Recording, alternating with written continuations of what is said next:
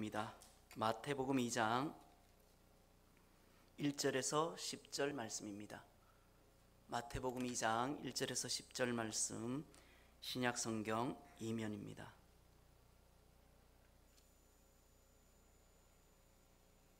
우리 한 절씩 교독하시고요. 마지막 10절 한 목소리로 합독해 올립니다. 헤롯 왕 때에 예수께서 유대 베들레헴에서 나심에 동방으로부터 박사들이 예루살렘에 이르러 말하되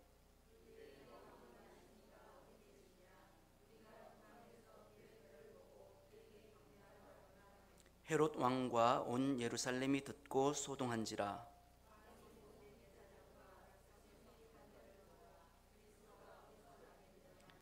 이르되 유대 베들레헴이오니 이는 선지자로 이렇게 기록된 바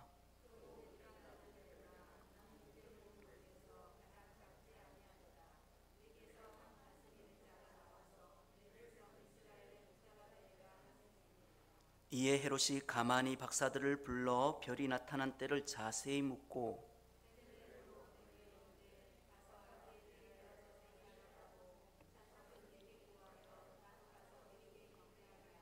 박사들이 왕의 말을 듣고 갈새 동방에서 보던 그 별이 문득 앞서 인도하여 가다가 악이 있는 곳 위에 머물러 서 있는지라. 그들이 별을 보고 매우 크게 기뻐하더라. 아멘. 할렐루야. 예, 오늘 수요 예배 드리시는 여기 계신 분들과 또한 온라인으로 하나님 앞에 예배 드리시는 모든 분들을 주님의 이름으로 축복합니다. 오늘 마태복음 2장 1절에서 10절의 본문을 중심으로 동방 박사들의 기대라는 제목으로 말씀을 전하고자 합니다. 오늘 성경 본문 1절은 이렇게 시작합니다. 헤롯 왕 때에 예수께서 유대 베들레헴에 나심에. 헤롯 왕 때에 그토록 기다렸던 예수님께서 유대 베들레헴에 태어나셨습니다. 미가서 5장 2절에 보시면 베들레헴 에브라다야 너는 유다 족속 중에 작을지라도 이스라엘을 다스릴 자가 내게서 내게로 나올 것이라. 그의 근본은 상고에 영원에 있느니라 라는 말씀이 있습니다. 이 미가서 말씀은 이미 800년 전에 하나님께서 이 미가 선지자를 통해서 메시아 탄생에 대해서 예언한 말씀이었습니다. 그리고 오늘 드디어 그토록 기다렸던 메시아, 그 메시아가 탄생했는데 성경은 그 메시아의 이름을 가리켜서 예수 그리스도다라고 말씀합니다. 예수님께서 태어나신 이 베들레헴은요 아주 작은 마을입니다. 예루살렘에서는 불과 7-8km 정도 떨어져 있고요. 또한 이 베들레헴은 이스라엘 민족에게 있어서 굉장히 상징이 있는 곳입니다. 바로 야곱의 아내 라헬이 묻힌 곳이기도 하면서 이스라엘의 가장 위대한 왕인 다윗이 태어나고 또 자란 곳, 그곳이 바로 이 베들레헴이죠. 그리고 오늘 드디어 우리 예수 그리스도 메시아가 이 베들레헴에서 탄생합니다.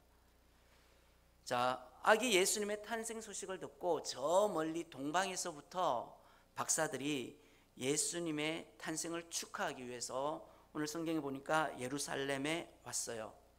그런데 오늘 우리가 이 본문을 통해서 잠깐 살펴볼 것은 이 예수님의 탄생에 대해서 이 동방 박사들과 그리고 헤롯 왕과 그리고 헤롯 왕 주변에 있는 사람들, 그 주변인들의 엇갈린 반응들을 우리가 보게 됩니다. 먼저 헤롯 임금과 그 헤롯 주변에 있는 사람들의 반응에 대해서 오늘 성경 3절에 이렇게 말씀하고 있어요. 우리 3절 한번 읽어봅니다. 3절 마태복음 2장 3절 시작. 헤롯 왕과 온 예루살렘이 듣고 소동한지라. 예, 헤롯 왕과 온 예루살렘이 듣고 소동했다라고 이야기합니다. 여기서 소동했다라는 말은 헬라어로 타라소라는 단어로 사용되어지는데 이 타라소라는 단어는요 번역하면 뒤흔들다, 흥분케 하다, 또 괴롭게 하다라는 뜻을 내포하고 있습니다. 바꿔 말하면 여러분 오늘 말씀에 보면 헤롯 왕 그리고 온 예루살렘이 뒤흔들렸고 흥분케 되었고 또 괴롭게 되었다라는 거예요. 쉽게 표현하면 그렇다면 무엇이 이 헤롯 임금을 괴롭게 만들었는가? 그리고 무엇이 이 예루살렘에 모인 사람들을 흥분하게 하고 그들의 마음을 뒤흔들어 놓았는가? 성경은 말씀합니다. 아기 예수 그리스도, 그 아기 예수 그리스도의 탄생이 그들을 흥분하게 하고, 또 이 아기 예수 그리스도의 탄생이 헤롯 임금을 굉장히 괴롭게 하고 힘들게 하였다라고 말씀하고 있어요. 자, 동방 박사들의 이야기를 듣고 난 헤롯 왕이 그 즉시 취한 행동이 오늘 4절과 7, 8절에 나오는데, 4절에 보시면 왕이 모든 대제사장과 백성의 서기관들을 모아 그리스도가 어디서 나겠느냐 물으니, 7절 이에 헤롯이 가만히 박사들을 불러 별이 나타난 때를 자세히 묻고, 8절 베들레헴으로 보내며 이르되 가서 아기에 대하여 자세히 알아보고 찾거든 내게 구하여 나도 가서 그에게 경배하게 하라 고 기록되어 있습니다. 헤롯 왕은 말해요. 먼저 대제사장들과 율법학자들을 불러 모아가지고 그리스도가 어디서 태어날 것인지 물어봅니다. 그리고 또 동방 박사들을 다시 불러서 별이 언제 나타났는지, 그리고 아기 예수가 누구인지 자세히 알아보고 만약에 그 예수님을 찾으면 나에게 알려달라고 이야기해요. 왜요? 나도 가서 그 아기 예수님에게 경배하겠다라고 헤롯이 이야기를 하죠. 그런데 우리는 여기서 헤롯 왕이요 아기 예수님을 경배하겠다라는 말이 거짓말인 것을 우리는 너무나 잘 압니다. 그는요 아기 예수님에게 경배할 마음이 추워도 없어요. 오로지 헤롯의 관심은 현재 자기 자리를 유지하는 거예요. 자신의 명예와 자신의 권력을 유지하는 것, 이것이 헤롯 왕의 주된 관심일 뿐입니다. 그래서 자신의 권력을 유지하기 위해서 자세하게 동방 박사들에게 아기 예수님의 탄생에 대한 소식을 자세하게 물었던 거예요. 왜냐하면 그 예수님을 찾으면 죽이기 위해서, 위협을 제거하기 위해서 그렇게 자세히 물었던 거예요. 우리는 오늘 본문에 나오는 이 헤롯 왕을 보면서 저와 여러분 우리 자신을 한번 생각해 봅니다. 아기 예수 그리스도의 탄생이 오늘 저와 여러분에게는 어떠한 모습으로 다가오시는지, 예수 그리스도 여러분 그분이 오늘을 살아가는 저와 여러분의 삶의 위치 가운데 어디쯤 그리고 어떠한 자리에 서 계시는지 한번 우리 자신 스스로가 한번 되물어 보기를 원합니다.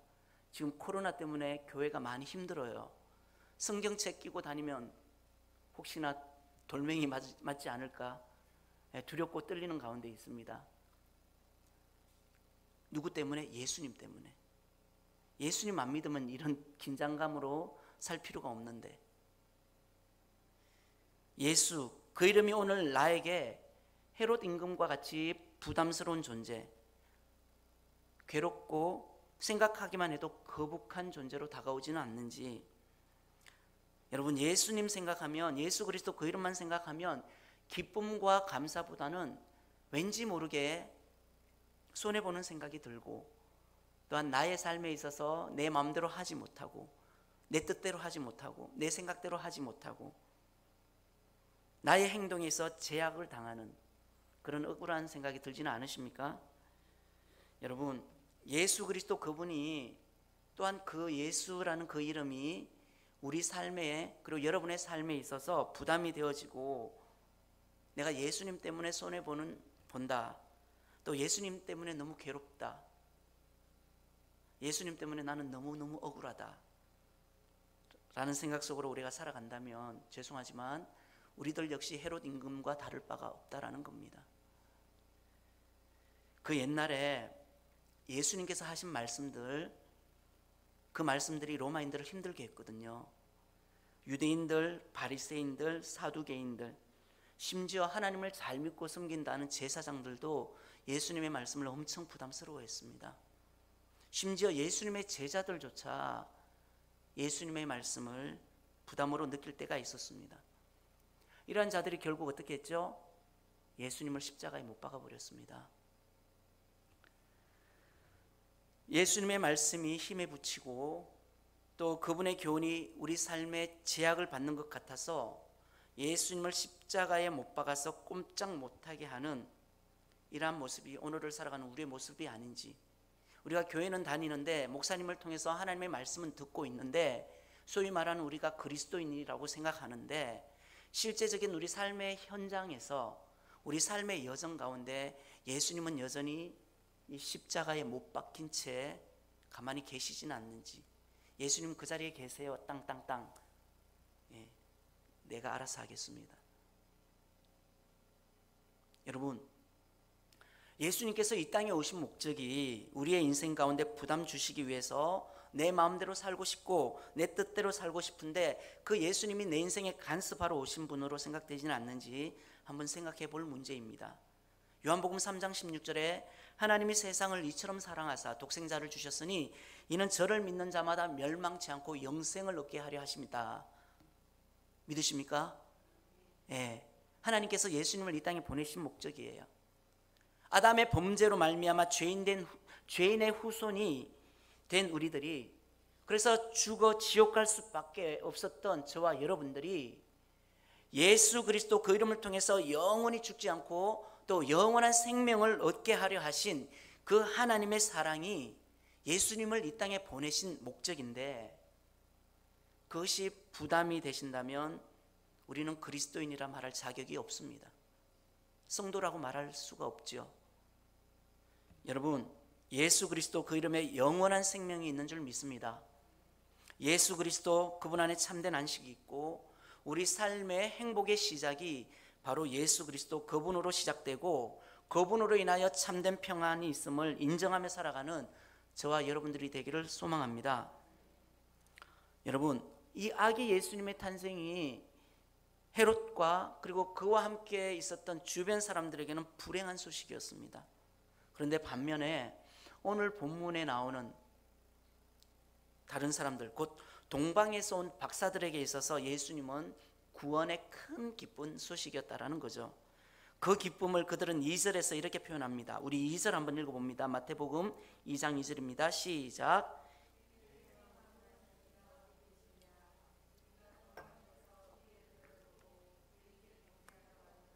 아멘. 유대인의 왕으로 나신 이가 어디 계시냐? 우리가 동방에서 그의 별을 보고 그에게 경배하러 왔노라. 그들은 말해요. 여기에 유대인의 왕이 태어났다라고 들었습니다. 그분이 어디 계세요?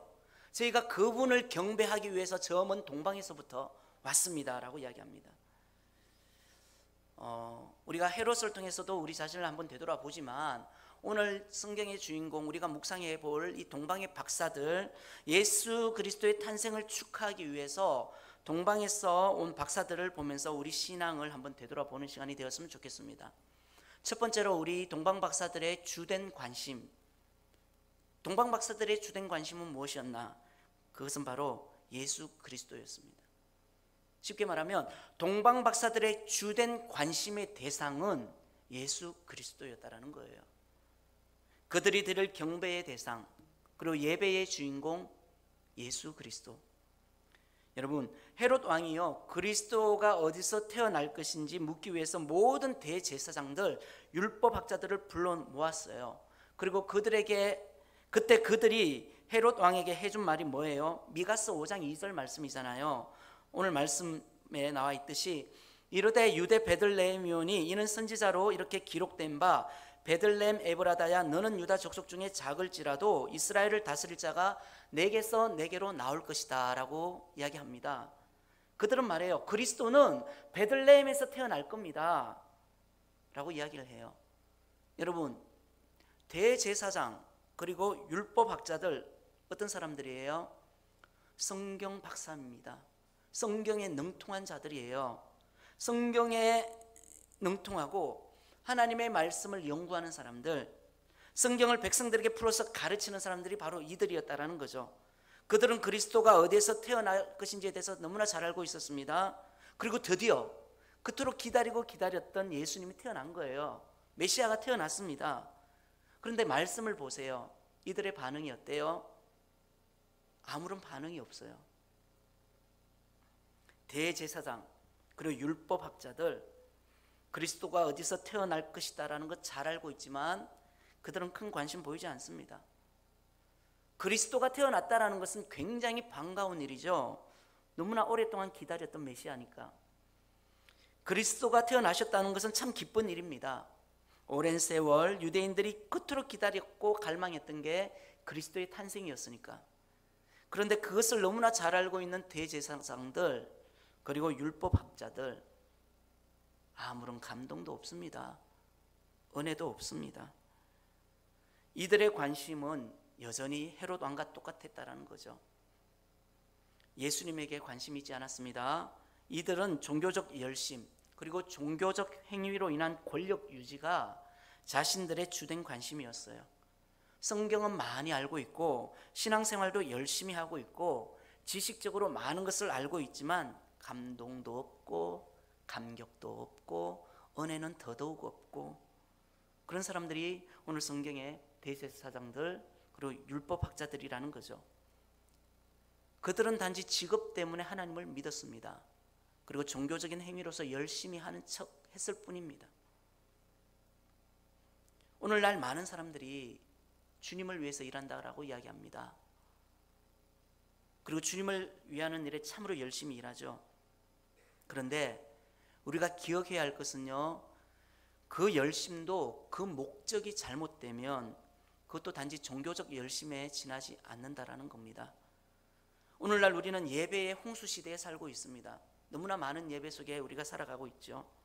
그런데 그 많고 많은 예배들 가운데 대다수 많은 사람들이 기대하는 게 있어요.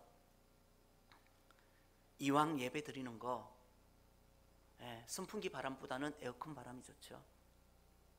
훌륭하게 지어진 교회를 기대하고요. 뛰어난 설교자, 실력 있는 찬양 사역자, 화려한 무대 조명, 그리고 화려한 연주를 기대하죠. 요즘 옛날에 비해서 젊은이들이 많이 모이는 찬양 집회가 참 많이 생겼습니다. 저 또한 청년 시절에 부산에서 찬빛 선교단원이라는 정말 큰 찬양팀이 있었습니다. 그 찬양팀 선교단원으로 활동을 했었습니다. 목요일마다 찬양 집회를 했고요. 부산역에서도 집회를 했습니다. 큰 교회를 빌려서 하기도 했습니다. 그곳에 참여한 젊은이들 보면 찬양에 대한 열정이 대단합니다. 정말 폭발할 것처럼 뜨거움이 있습니다. 그런데 한 가지 안타까운 것은요, 어느 순간부터 그들은 하나님이 아닌 엉뚱한 곳에 초점이 맞춰져 있는 것을 보게 되었습니다. 찬양을 드리면서 찬양 가운데 거하시는 하나님을 경배하는 것이 아니라 화려한 조명과 뛰어난 연주 솜씨와 목소리 좋은 찬양 인도자와 싱어들에게 이 젊은이들의 초점이 맞춰져 있는 것을 보게 되었어요. 너무 그쪽으로 치우치다 보니 나중에 그 집회를 없애버렸습니다. 목적이 잘못되어가지고. 어느 순간부터 우리는 하나님을 예배하는 것이 아니라 뛰어난 연주 실력을 예배하고 악기 연주자들의 화려한 기술을 부러워하고 있는 모습을 보았습니다. 여러분, 우리가 드리는 예배를 통해서 우리가 기대하는 것은요, 탁월한 설교가가 아닙니다. 화려한 조명도 아니고 뛰어난 연주자도 아니죠. 고가품의 음향 장비는 더더욱 아닐 것입니다. 우리 예배의 대상은 오직 예수 그리스도, 그분인 줄 믿습니다. 예수 그리스도 그분만을 경배하고 또한 그분을 예배하는 것이 우리가 드리는 예배의 최우선의 목표가 되어야 되더라는 거죠. 오늘 말씀에 등장하는 동방에서 온 박사들 보세요. 그들의 주된 관심은요, 오직 예수님이었습니다. 그분을 경배하고 그분을 예배하기 위해서 그들은 모진 환경을 이겨내고 오늘 드디어 예루살렘 헤롯 앞에 서 있는 거예요. 저는 저와 여러분들 역시 우리의 관심의 초점이 오직 예수 그리스도 그분께만 향해지기를 소망합니다. 그분만을 경배하고요, 또 그분만을 찬양하는 우리 모두가 되기를 소망합니다. 두 번째로 우리가 또 생각해 볼 것은 이 동방 박사들을 통해 배울 수 있는 것은요, 그들은 예수님에 대한 기대가 있었어요. 오늘 동방에서 온 박사들 보세요. 그들에게는 기대감이 있었어요. 아기 예수님을 꼭 만나야 되겠다. 그분을 꼭 만나서 그분을 경배해야 되겠다라는 기대감이 있더라는 거예요. 그 기대감 가지고 그들은 그 먼 곳에서 예루살렘 그리고 베들레헴까지 가는 겁니다. 오늘 이 동방 박사들의 기대감이 저와 여러분의 기대감이 되기를 소망합니다. 우리가 드리는 이 예배를 통해서 우리는 무엇을 만나야 될까요? 하나님을 만나야 합니다. 주님을 만나야 합니다. 그 주님을 만나서 그분께 경배를 해야 되겠다라는 그런 기대감이 있어야 해요. 우리가 기대감을 가지고 예배를 드릴 때 우리는 하나님을 만날 수가 있고, 또한 기대감을 가지고 예배 드릴 때 우리는 우리 각자에게 말씀하시는 하나님의 세미한 음성을 우리는 들을 수가 있더라는 거죠. 잠언 8장 17절, 나를 사랑하는 자들이 나의 사랑을 입으며 나를 간절히 찾는 자 나를 만날 것이니라. 하나님의 약속입니다. 나를 간절히 찾으면 내가 너희들 만나줄게. 하나님에 대한 간절함, 그 간절함을 가지고 하나님 앞에 나오라고 말씀하세요. 그러면 내가 너희들 만나줄게. 저는 이것을 나중에 기회가 되면 여러분 앞에 한번 간증하는 시간을 갖도록 할게요. 저는 이것을 한번 경험한 적이 있거든요. 정말 간절함. 여러분 간절하면요 다른 기도 생각 안 나요. 다른 생각 절대 안 납니다. 오직 한 개밖에 안 나요. 하나님 만나주세요. 하나님 역사해 주세요. 하나님 도와주세요. 하나님 살려주세요.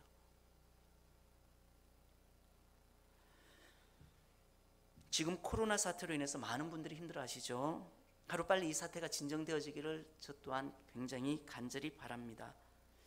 특별히 이번 일을 통해서 교회에 대한 정부의 정책은 굉장히 도를 넘었죠. 하지만 여러분, 위기는 곧 기회라는 말이 있습니다. 정부와 언론의 교회에 대한 핍박과 이런 탄압을 통해서 하나된 한국 교회의 저력을 보여줄 수 있는 기회가 될 수도 있습니다. 그리고 또한 그동안 우리 모든 그리스도인들의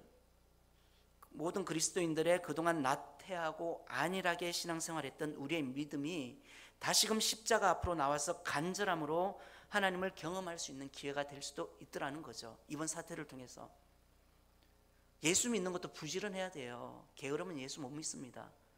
그래서 로마서 12장 11절에 뭐라고 말씀하세요? 부지런하여 게으르지 말고 열심을 품고 주를 섬기라 말씀합니다. 부지런함이 있어야 되고요, 열심히 있어야 된대요. 그러한 간절함이 이번 사태를 통해서 정말 우리 안에 회복이 되어지고 한국교회가 또다시 회복되어지기를 한번 소망해 봅니다. 여러분, 예배는 뭐죠?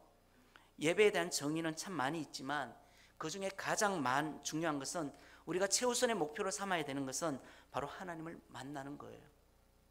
하나님을 만나서 그분께 찬양과 경배를 드리는 것이 우리 모든 성도들이 드리는 예배의 목적입니다.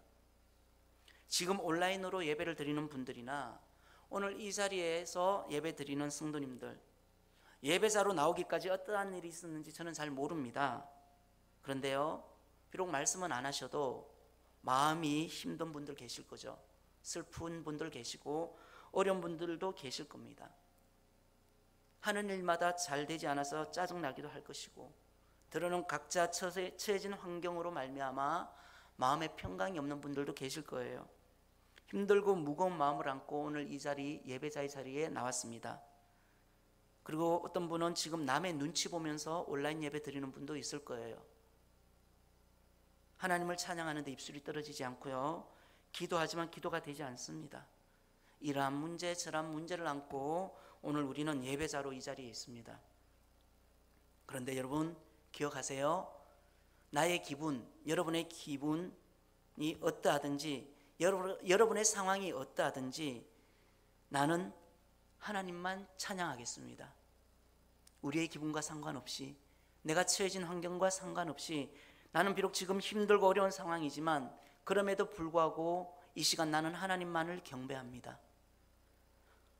그러한 마음을 가지고 그렇게 결정하고 드려지는 것이 예배라는 사실을 여러분들 기억하시기 바랍니다.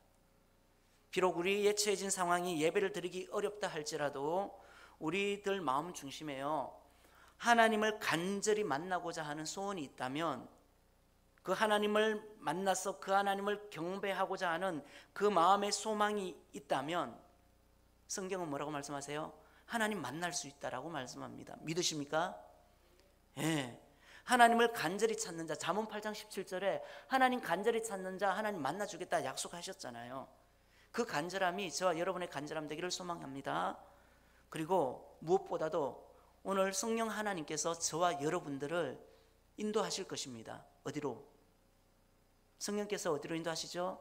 저와 여러분들이 하나님을 만날 수 있는 장소로 인도하실 것입니다. 믿으시기 바랍니다. 오늘 말씀에도 보세요. 동방에서 온 박사들이 하나님께서 말씀으로 인도하여 주시고 또 한 별이 앞서 가면서 인도하잖아요. 어디까지요? 아기 예수님이 탄생한 곳까지. 아기 별이 동방 박사들을 인도하여 주더라는 거죠.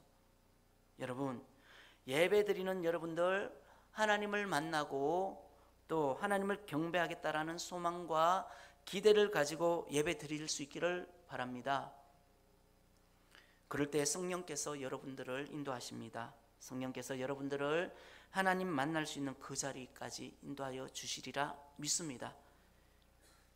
동방 박사들이 별을 통해서 아기 예수님 탄생하신 곳까지 인도하신 하나님께서 저와 여러분들을 통해서 저와 여러분들을 성령 하나님을 통해 성령님을 통해서 주님을 만나는 자리로 인도하여 주실 것이고, 그러한 기대를 가지고 주님 앞에 예배 드리시는 저와 여러분들 되기를 소망합니다. 그리고 마지막으로 우리가 한 번 더 생각해 볼 것은, 동방 박사들은요 기쁨과 감사의 예배를 주님 앞에 드렸어요. 주님 만나기를 간절히 원했던 동방 박사들, 드디어 별이 아기 예수님 있는 그 자리에 멈춰섰을 때 그들의 반응이 10절에 나오죠. 10절에 보시면 그들이 별을 보고 매우 크게 기뻐하고 기뻐했다라고 이야기합니다. 동방에서 온 박사들, 동방에서 본 별이 그들을 앞서 가다가 마침내 아기 예수님이 태어나신 곳에 이르러서는 그 별이 멈췄었어요. 드디어 만났습니다. 그토록 기대하고 고대하고 갈망했던 그 예수님을 만났어요. 여기까지 오기 정말 힘든 길이었죠. 참으로 멀고 험한 길이었습니다. 너무나 힘들었기 때문에 그만두고 포기하고 싶었을 겁니다. 동방 박사들은 예수 그리스도라는 그 이름에 동방이라는 수천 킬로 떨어진 곳에서 그들은 말 그대로 목숨 걸고 예배를 베들레헴까지 왔습니다. 짧은 길이 아니죠. 오늘날 교통이 그렇게 발달되지도 않았습니다. 과학이 발달되지도 않았고요. 그들이 싸워야 했던 것은 환경이었습니다. 날씨와 싸워야 했고, 험난한 사막의 모래폭풍과 싸워야 했고, 낮과 밤이 다른 온도, 기온 싸워야 했습니다. 또한 그들이 가는 곳에 온갖 맹수들의 위협을 경계해야만 했죠. 뜨거운 사막의 날씨, 순탄하게 그들을 예루살렘으로 인도하지는 않았을 겁니다. 심지어 중간에 포기하고 싶은 마음도 있었을 거예요. 왜 내가 지금 사서 고생하지? 내가 가진 돈 가지고 편하게 살 수 있을 텐데. 심지어 예루살렘에서는 헤롯 왕 앞에서 목숨의 위협도 느꼈을 겁니다. 만약에 제가 동방 박사라면 베들레헴까지 못 갔을 것 같습니다. 내가 이만한 먹고 살 만한 돈도 있고 이 높은 자리도 앉아 있는데, 이만한 권세면 충분히 잘 먹고 잘 사는데 왜 내가 그 험난한 고생하면서 그 애기 보러 가야 돼? 그런데요, 동방 박사들은 저하고 달랐습니다. 그들은 포기하지 않았습니다. 아기 예수님을 만나겠다라는 그 신념 하나로 그 모든 어려움을 헤쳐나갔고 마침내 예수님을 만난 거예요. 이러한 과정을 경험한 그들이었기에 주님을 만났을 때의 기쁨은요, 너무너무 크게 기뻐하고 기뻐한 것은 당연한 거죠. 우리 아기를 가진 분들이 아기 출산의 그 기쁨 엄청나잖아요. 동방 박사들이 누렸던 그 기쁨, 오늘 예배드리는 우리의 모두의 기쁨이 되기를 소망합니다. 이 아기 예수님을 만남으로 말미암아 동방 박사들이 경험한 모든 고생, 모든 수고, 모든 눈물이요 눈 녹듯 녹아져 버렸습니다. 여러분 보세요. 하루를 직장에서 일에 시달렸던 부모님들이 퇴근 후에 집에서 자신을 정말 반갑게 맞아주는 자녀들을 볼 때 어떻습니까? 직장에서 쌓였던 모든 스트레스와 피로가 다 풀리지 않으세요? 내가 언제 힘들어 했는지 모를 정도로 기쁨과 감사 그리고 행복의 미소가 넘쳐나는 경험을 한 번씩은 해보셨을 겁니다. 여러분 마찬가지예요. 우리가 하나님 만나기 전까지 힘들고 어려운 상황으로 인해서 괴로워서 눈물 흘릴 수 있습니다. 예배자로 주님 앞에 나오기까지 말 못할 어려운 일 때문에 마음이 힘들어서 남몰래 가슴 아파할 수도 있어요. 어떠한 일만 생각하면 지금도 기분이 좋지 않고 우울합니다. 그런데 오늘 이 아기 예수님을 만남으로 말미암아 크게 기뻐하고 기뻐하였던 동방 박사들을 우리가 보면서 깨닫는 한 가지가 뭡니까? 우리도 하나님을 만나면, 우리도 주님을 만나면 슬픔이 변하여 기쁨이 되고 눈물이 변하여 감사가 된다는 사실을 믿어주시기 바랍니다. 그래서 이사야 61장에 보시면 주 여호와의 영이 내게 내리셨으니 이는 여호와께서 내게 기름을 부으사 가난한 자에게 아름다운 소식을 전하게 하려 하심이라. 나를 보내사. 하나님께서 예수 그리스도를 보내셨습니다. 왜 보내셨죠? 마음이 상한 자를 고치래요. 그리고 포로된 자에게 자유를 주래요. 갇힌 자에게 노임을 전파하게 하고 모든 슬픈 자를 위로하라고 말씀합니다. 또 그 슬퍼하는 자들에게 화관 주시고 그 죄를 대신해서 희락의 기름으로 슬픔을 대신하고 또 찬송의 옷으로 그 근심을 대신해 주라고 하나님께서 예수님을 보내셨다라고 말씀하세요. 이 약속의 말씀을 믿을 수 있는 저와 여러분들 되시기 바랍니다. 우리 안에 이런 믿음이 있으면 여러분들 또한 주님을 만나면 슬픔이 변하고 기쁨이 되고요, 근심이 변하여 찬송이 돼요. 오늘 우리를 만나기를 원하시는 하나님께서 우리에게 기쁨 주기를 원하시고 찬송 주기를 원하십니다. 한탄하고 걱정하고 슬픔과 근심의 말이 아니라 여러분의 입술에 주님 찬송 주기를 원하시고 또한 그로 말미암아 하나님께서 영광 받으시기를 원하신다라는 사실을 기억하세요. 이 하나님을 우리가 언제 어떻게 만날 수 있느냐? 성경은 우리에게 말씀합니다. 예배를 통해서 만날 수 있다라고 말씀하세요. 하나님 만나면 소망 없는 인생, 소망 있는 인생으로 살아갈 수 있고 하나님 만나면 슬픔이 변하여 기쁨이 되죠. 그리고 하나님 만나면 무엇보다도 그 인생 역전할 수 있더라는 겁니다. 그러나 반대로 하나님을 만나지 못하면 사람은 자신의 처지를 비관하게 됩니다. 또 하나님을 만나지 못하면 하나님을 보지 못하기 때문에 나에게 처해진 문제와 환경만을 바라보게 되죠. 그리고 연약한 내 자신을 보면서 그래 나는 어쩔 수 없지, 내가 뭘 할 수 있겠어 라고 생각하죠. 문제를 보고 나를 보면 도저히 답이 없고 해결할 수 없는 불가능한 일일 뿐입니다. 그래서 더욱더 어려울 수밖에 없고 힘들 수밖에 없지요. 여기서 내 인생 끝나는 것 같습니다. 그런데 우리가 예배를 통해서 하나님을 만나고 또 말씀을 통해서 그분을 경험하게 되면 우리 앞에 놓여진 문제가 문제로 보이지 않고 무엇이 보이느냐? 하나님이 보이게 되더라는 겁니다. 그리고 그분의 약속이 보여지게 되더라는 거죠. 그래서 하나님이 보이게 되면 그 문제를 해결할 수 있겠구나라는 담대함과 또한 믿음과 확신을 가지게 됩니다. 그러므로 우리가 하나님을 만났다면 그 하나님 때문에 우리는 어려운 문제 앞에서도 찬송을 할 수 있습니다. 다윗과 골리앗의 싸움에서요, 다윗은요 연약한 소년 다윗이 본 것은 연약한 소년 다윗이 아니었습니다.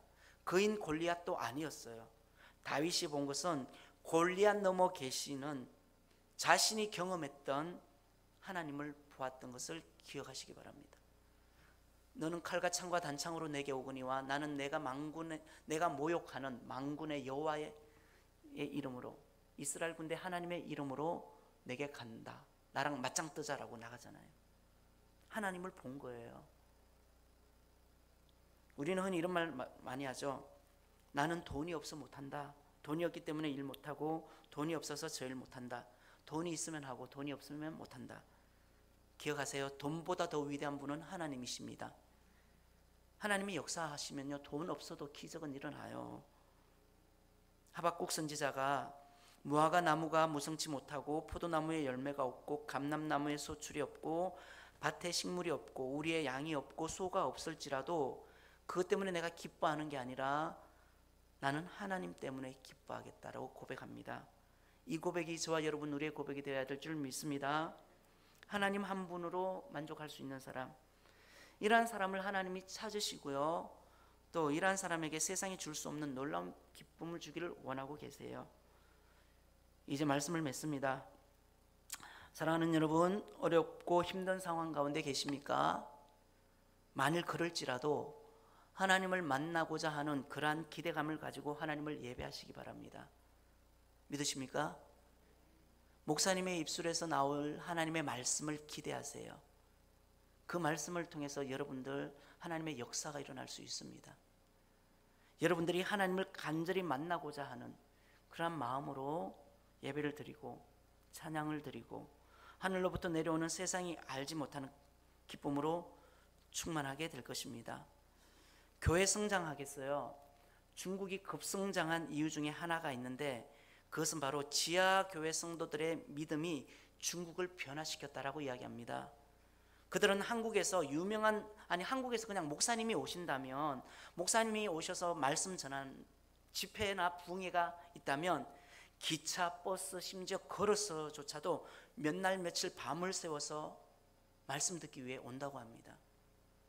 그러한 그들의 믿음을 하나님께서 그냥 내버려 두겠냐는 거죠. 그 믿음이 하나님을 감동시키는 줄 믿으시기 바랍니다. 그분들에 비하면 우리는 굉장히 편하게 신앙생활 하잖아요. 너무 편했나 봅니다. 하나님께서 이번 기회에 좀 간절함을 회복하라고 우리에게 말씀하시는 것 같습니다.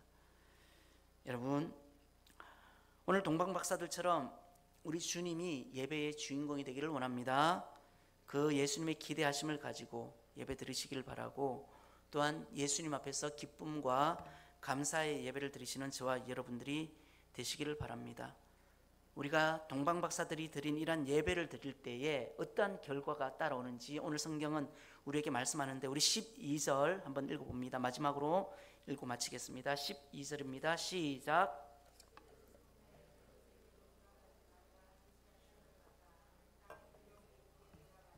아멘. 그들은 꿈에 헤롯에게로 돌아가지 말라. 지시하심을 받아 다른 길로 고국에 돌아가니라. 하나님을 예배하는 자, 하나님께서 지켜주십니다. 하나님께서 앞길을 예비해 주십니다. 우리보다 먼저 앞서 행하시는 하나님, 그 하나님과 동행함으로 큰 믿음을 소유하는 저와 여러분들 되시기를 주님의 이름으로 축원합니다. 우리 시간 한번 기도하겠습니다. 오늘 말씀을 기억하시면서 하나님, 우리의 신앙의 주된 관심, 다른 그 무엇보다 오직 예수 그리스도 그분이 되기를 원합니다. 예수님에 대한 기대감 가지고 예배드리게 하시고, 무엇보다도 그 주님 앞에 나왔을 때 기쁨과 감사의 예배를 드리게 하여 주옵소서. 특별히 코로나 사태를 통해서 하나님의 뜻을 발견하게 하시고, 무엇보다 한국교회가 하나 되어서 하나님 앞에 간절함을 회복하는 시간 되게 하시고, 우리 자신의 간절함도 회복되어서 새로운 부흥을 도약하는 시간 되게 해달라고. 무엇보다 태풍 바비가 올라오고 있습니다. 이 태풍으로 인하여 피해 당하지 아니하도록 하나님 모든 환난 가운데 지켜주옵소서. 우리 이 기도 제목 가지고 주님 이름 세 번 부르고 통성으로 기도하겠습니다. 주여, 주여, 주여. 할렐루야. 살아계신 아버지 하나님 감사합니다. 하나님, 오늘 말씀을 들었습니다.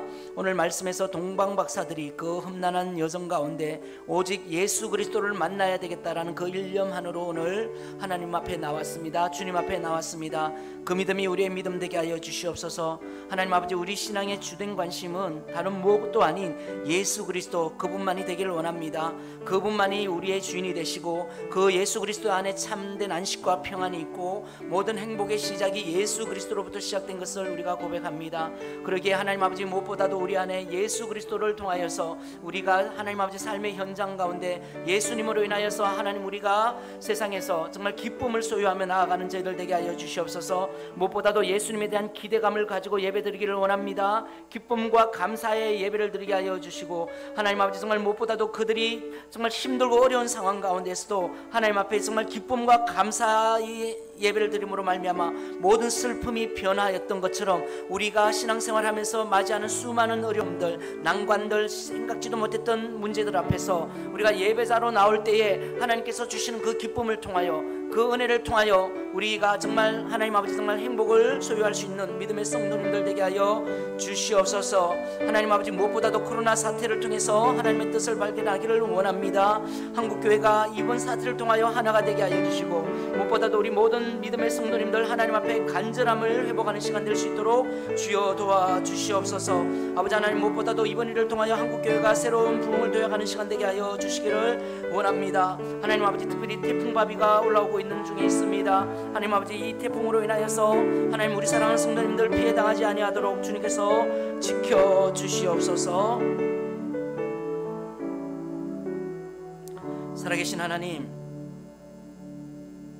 오직 예수 그리스도, 주는 그리스도시요 살아계신 하나님의 아들이십니다. 우리 입술에서 회복되어져야 할 이름 예수 그리스도, 그 주님을 경배하며 그 주님 앞에 기쁨과 감사의 예배를 드리는 저희들 되게 하여 주시옵소서. 기대감을 가지고 주님 앞에 예배드리기를 소망합니다. 목사님의 입술을 통하여 하나님의 말씀을 사모하게 하시고 사모하는 10년 가운데 부어주시는 놀라운 은혜를 하나님 예배를 통하여 경험하게 하여 주옵소서. 특별히 코로나 사태를 통해서 한국교회가 굉장히 어려움 가운데 있습니다. 그러나 모든 일에 우연이 아닌 하나님의 섭리만이 있을 뿐이오니 이번 일을 통하여서 하나님의 뜻을 깨닫게 하여 주시고 한국교회가 하나 되는 저력을 보게 하여 주옵소서. 태풍 바비가 올라오고 있습니다. 이 태풍으로 인하여 피해 당하지 아니하도록 주님께서 지켜 주옵소서. 이 시간 이현정 권사님 귀한 11조 및 감사 예물 주님 앞에 드렸습니다. 드린 손길 위에 주님께서 축복하여 주시고 물질로 인하여서 어려움 당하지 아니하도록 하나님께서 채워 주옵소서. 감사드리며 살아계신 예수님 이름으로 기도드립니다. 아멘. 우리